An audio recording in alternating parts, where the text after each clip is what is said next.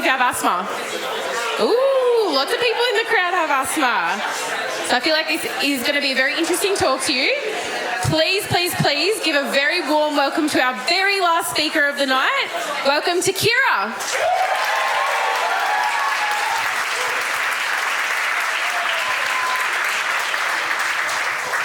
Thank you, Ebony. I gotta say, I've been watching the last couple of talks. This has been, I've been to a couple of nerd nights. I think this is the best audience that I've ever seen at a nerd night. So you guys should give yourself a round of applause. I also did a talk earlier today in front of like 150 Year 9 girls. So that was hell compared to this.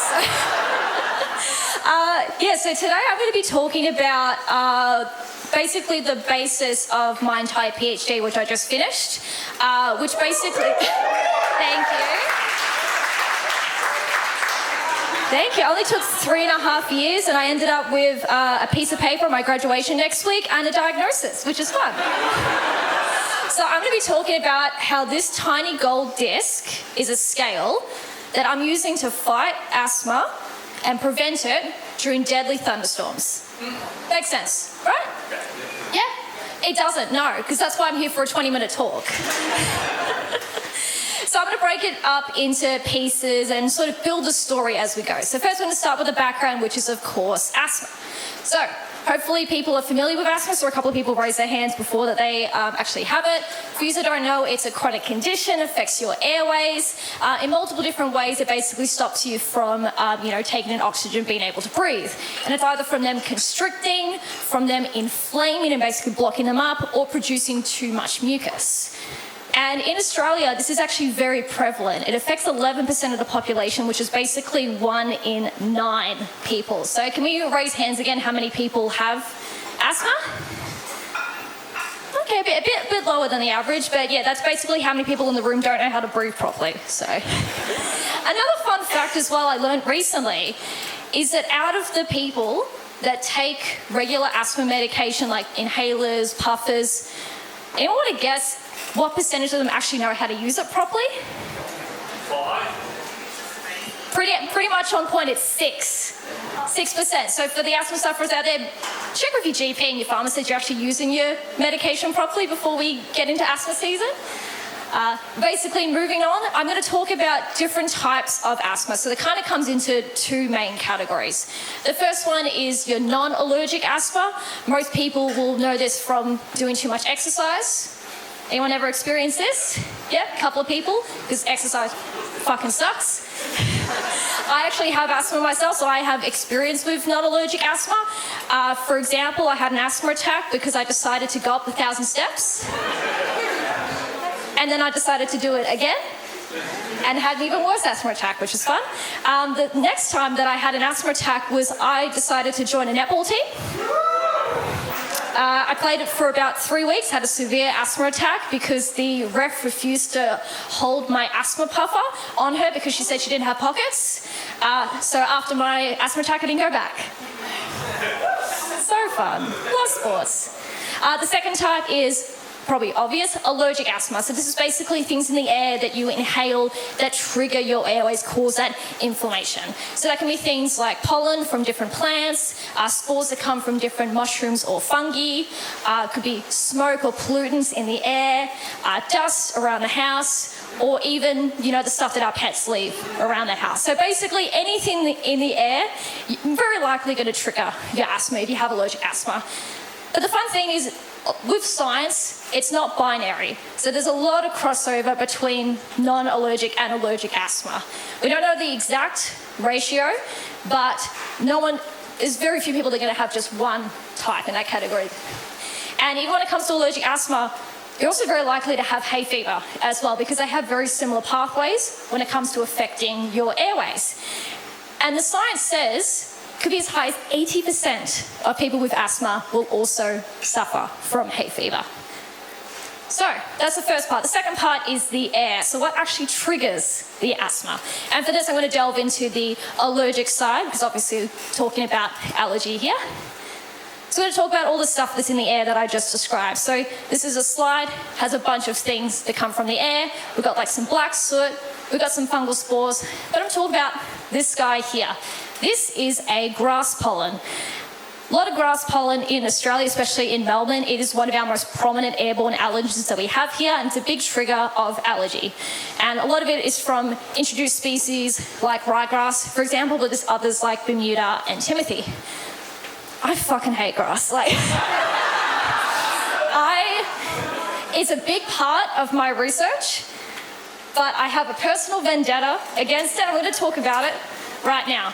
I got a skin prick test done last year because I was having a lot of issues with some food allergies. So one arm is pollen, another arm is nuts.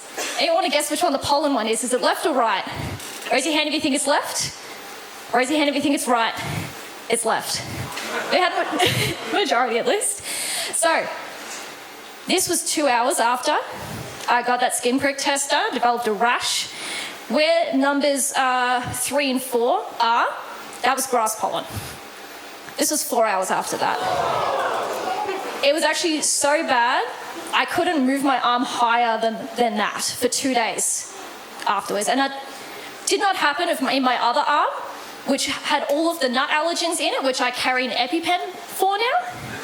And this is what grass pollen did to me. So it's good to have a bit of a bias about it. But grass isn't just a problem for me. It affects a majority of people in Australia because grass pollen is a significant trigger of hay fever and allergic asthma. And the problem with grass pollen as well is it's cross-reactive. So if you're allergic to one type of grass pollen, you're allergic to several others because they share very, very similar allergens. But grass is a problem in a lot of different ways, especially when it comes to scale. Grass is a wind-pollinated plant. So plants will pollinate in various different ways. Some will rely on insects or animals like birds or bats, or they'll pick up the pollen and then transfer it to different species. This means the plants don't have to put a lot of effort into producing pollen, so they produce small amounts and focus more on making your big, beautiful flowers, nectar, your aromas. Wind-pollinated plants, they rely on the wind, which is random and doesn't, directly push the pollen towards another plant. So they'll produce hundreds, thousands, millions of pollen in the hopes that it will eventually reach another plant. Unfortunately, a lot of that ends up in our airways. And especially on high pollen days, we get a lot of this, especially in spring and summer. Now, the second hard part is something I'm going to talk about, which is about the size. So I did pick this as a scale, but then I realized that with our egg shortages at the moment, you guys don't actually know what eggs are. But hopefully this will still work. So this is a scale. So the large one is an ostrich egg. Then you need to go small, you got chicken, and then hummingbird. And then this tiny black speck is a human egg, an ovum that people with ovaries will produce. Grass pollen are a quarter of the size of that pixel. And then inside each individual grass pollen are 700 tiny starch granules that are filled with the actual allergens themselves, allergenic proteins. And each grass pollen produces at least 700 of these. So when they burst open, like this one, for example, you're releasing these tiny microscopic particles. And this is the basis behind asthma. So when it comes to hay fever, it affects your upper airways, like your nose and your throat. The pollen gets stuck up there, either in the hairs or the mucus, and it causes your typical hay fever symptoms like, itching, runny eyes, sneezing, maybe a little bit of wheezing. But these particles, these tiny starch granules, because they're so incredibly tiny, they get really deep in your airways and go straight to your lungs. And that's what triggers really severe asthma attacks that are caused from these tiny allergens. And it's believed to be the basis behind thunderstorm asthma. Ooh. Who's heard of thunderstorm asthma? A lot of people, yeah, we've got a lot of Melburnians in the house. So for those who aren't familiar, thunderstorm asthma is a condition that's triggered by a high amount of allergens like pollen during a thunderstorm. And the thing about it is that it can cause really, really severe asthma attacks, even in people that have never had asthma before or maybe been undiagnosed with it for their whole lives. But don't worry, I'm going to explain it to you guys. I've put together a really cool science-y diagram for you guys. So cool. You can tell I spent so long on this. So basically what happens on this side is the storm will suck in everything that's in the air, and that can include things like pollen, especially on a high pollen day like what we get in spring. When it sucks it in, it basically breaks it up into tiny little pieces that release those allergenic particles that I mentioned before. That can happen in multiple different ways. If there's too much moisture in the air, it basically will absorb it and the pollen will swell up like a balloon until it bursts. It could be from mechanical shock, if it hits something too hard while it's moving through the air, or even lightning strikes as well can also split them in half as well. And then it gets blown out from the storm afterwards in the downdraft. And usually that downdraft pushes it at ground level, where you get your unsuspecting asthma sufferers who get asthma attacks and unfortunately can die from it. A little bit grim.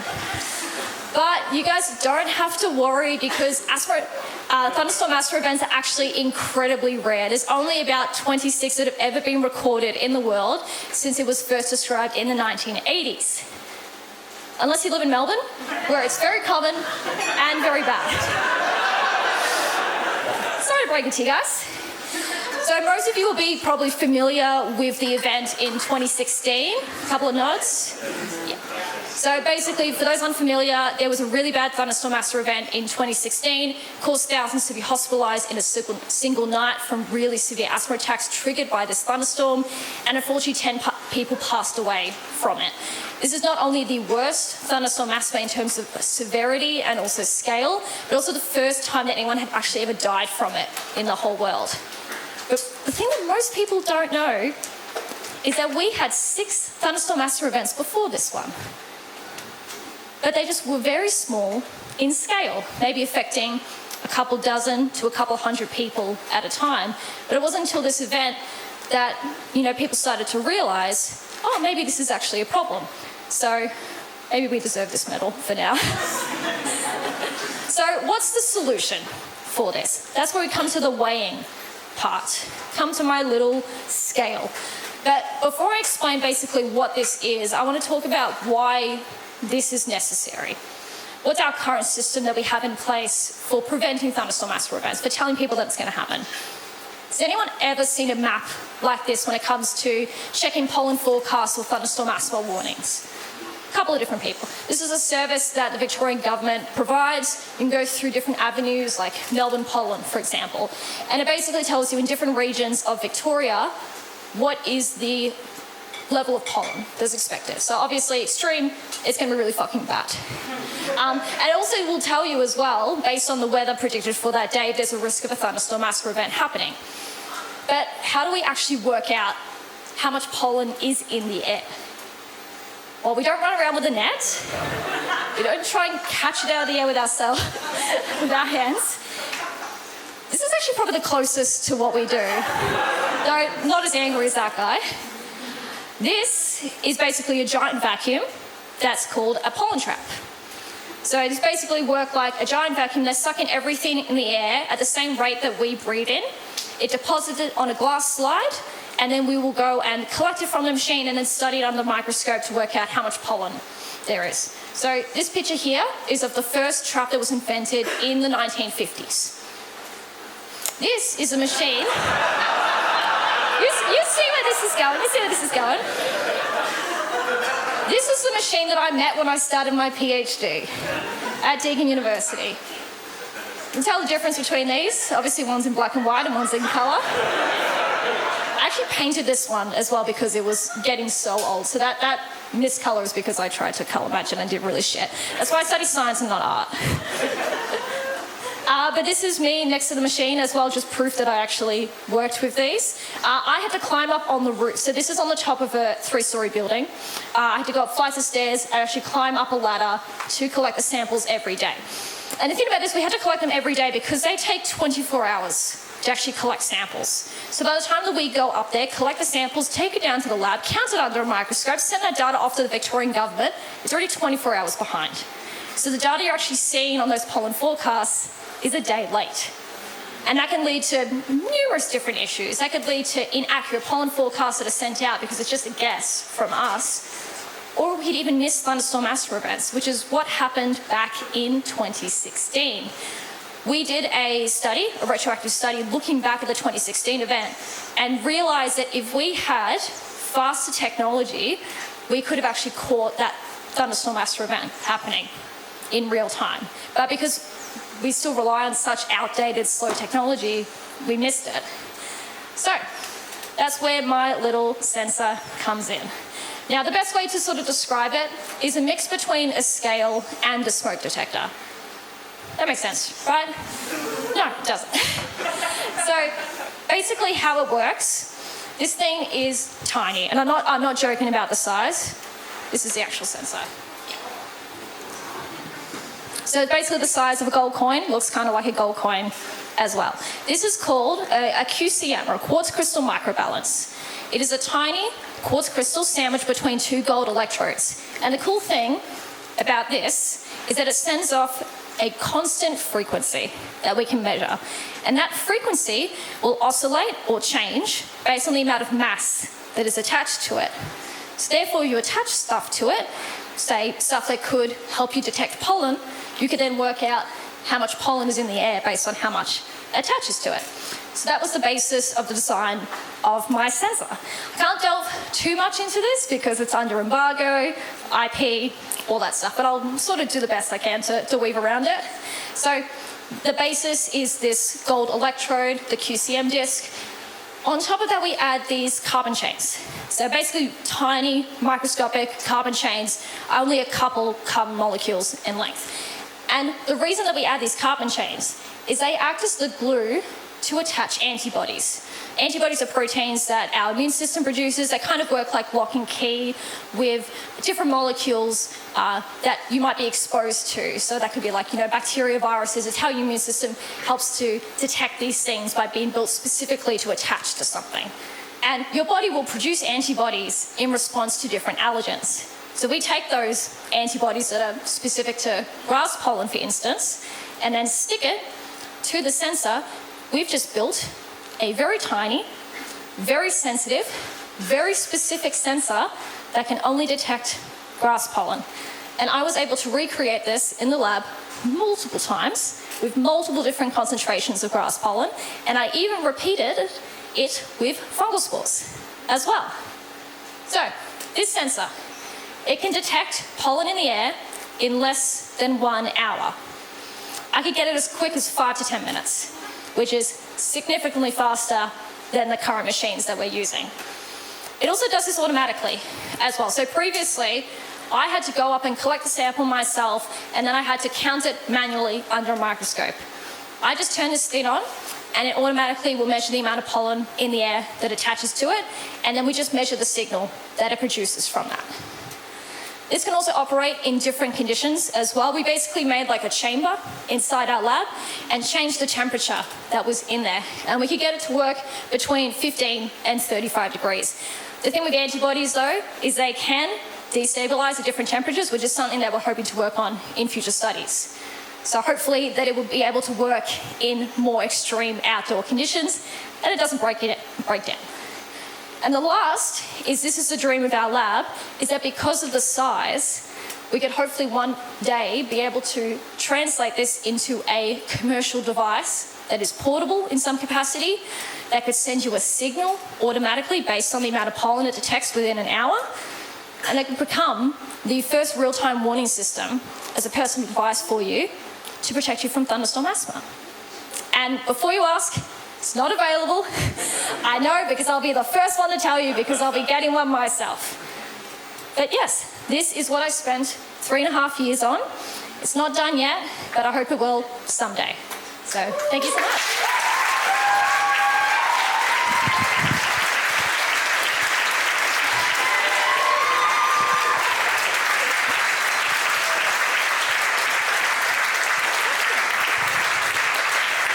Amazing. Amazing, Kira. I always love hearing about your little pollens. I see it all over your social media. Does anyone have any questions in the audience? We've got a keen hand over here. How does humidity affect your susceptibility? Ooh, how does humidity affect susceptibility of you getting an allergic reaction, I assume? Yeah. Oh, good question. So we did have an issue when it came to the colder temperatures, and that was just because of how our chamber was designed, that when the temperature dropped, especially to like 5 degrees, it actually became too cloudy from the amount of like mist that was produced, that it disrupted the sensor's ability to function properly. It was basically just giving us like completely incorrect results. It was like an error. So that more came down to not the sensor itself, but more how we designed the chamber, because we basically just like cut a plexiglass block up, put the sensor inside, and then we stuck that inside a fridge. It's kind of what you have to do when you're given limited resources in a PhD with kind of little funding. And also originally I was in a different lab, and then because we had renovations, they found asbestos, we had to move to a much smaller lab. So there was a lot of stuff that went wrong during my PhD, and I hope that I'll be able to, recreate this again in a better scenario if I had the chance, but I'm not doing my PhD anymore. So. This is why we should fund research better. Yeah. Another question, yes, right here. How far out of Melbourne is this kind of area that's prone to all the What is the ring around Melbourne that's susceptible to this? The thunderstorm asthma, I guess? Yeah. Thunderstorm asthma. So when it comes to thunderstorm asthma, or even just like allergens in general, especially grass pollen like this, one of the biggest ones we have is ryegrass. That's one that I'm specialising in, and pretty much along the southeast coast. So you have pretty much all of Victoria, New South Wales, Canberra. Those are have the biggest proportion of ryegrass growth in Australia. Also, like if you look at Australia as a whole, there's not really like a different proportion of like allergy sufferers. It's not like a big difference. But when it comes to thunderstorm asthma, it's pretty much only on the southeast coast. We've only reported incidents in Victoria, New South Wales, and Canberra. So you can already see like a very clear correlation there, especially because ryegrass pollen has been seen as one of the big triggers of these events. So pretty much if you live on the southeast coast, you're going to be at risk of thunderstorm asthma, unfortunately. If ryegrass pollen is such a contributor, have people done maybe like genetic studies to try and change how the grass is grown? And if it contributes more or less to... That would be the dream. So the thing is that it's unfortunately it's a type of proteins that are in these pollen, and they've identified 11 different proteins in ryegrass, and they've only linked one so far to thunderstorm asthma. There is like another, so like it's LOLP5 is the main one. There's another one which is LOLP1, which has been linked more to hay fever, but the other ones have also not been well described too, because like, if you think about it, we didn't really start looking into this field until after the 2016 event, which is 9 years ago. So I only started looking into this field. I started my honours back in 2020, my PhD in 2021. So still like very, very early into this field and this research. And my supervisor did do like a lot originally into describing ryegrass pollen itself.